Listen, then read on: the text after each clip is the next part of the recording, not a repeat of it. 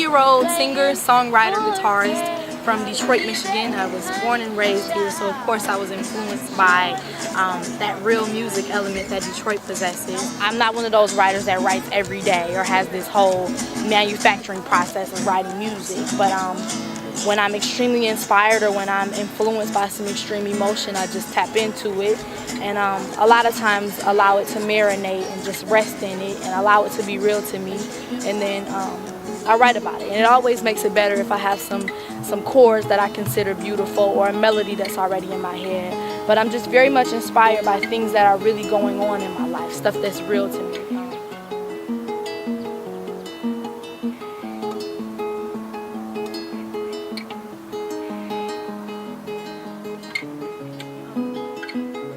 I find now that I've been playing for 7 years that I'm much more charity and I'm much more myself and comfortable and secure when I have my guitar.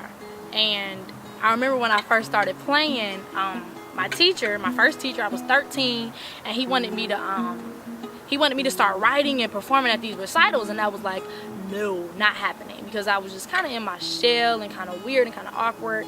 And I told him that I only sang with my sisters because we had the whole trio thing going on. And he said, why? And I said, because they're my security blanket. And he tapped my guitar. He was like, it's going to be your security blanket from now on. And I was like, whatever. You're always stomping around. You take up so much space in the pale color. I would describe my sound as urban and folk. And I try my hardest not to put a genre on my music just because I don't want to be bound to any boxes, and I believe that, you know, when you put yourself in a certain category, when you want to recreate yourself, it's kind of like you have to put yourself in another category. So I try to say that I'm genreless, but when it comes to my style and my sound, I do think I'm heavily influenced by urban music, not necessarily R&B or hip hop or neo soul, just urban music.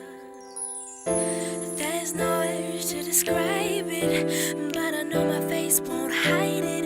You got my heart, so go ahead and bring it.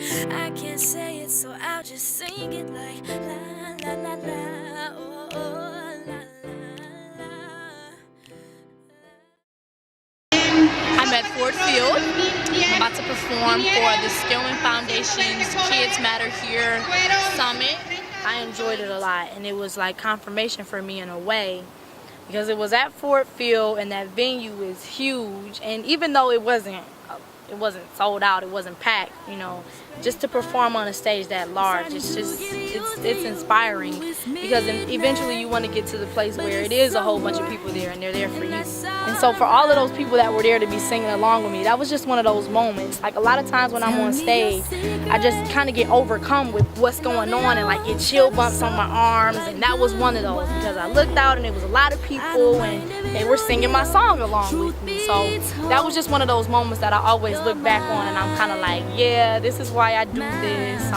That was one of my highs.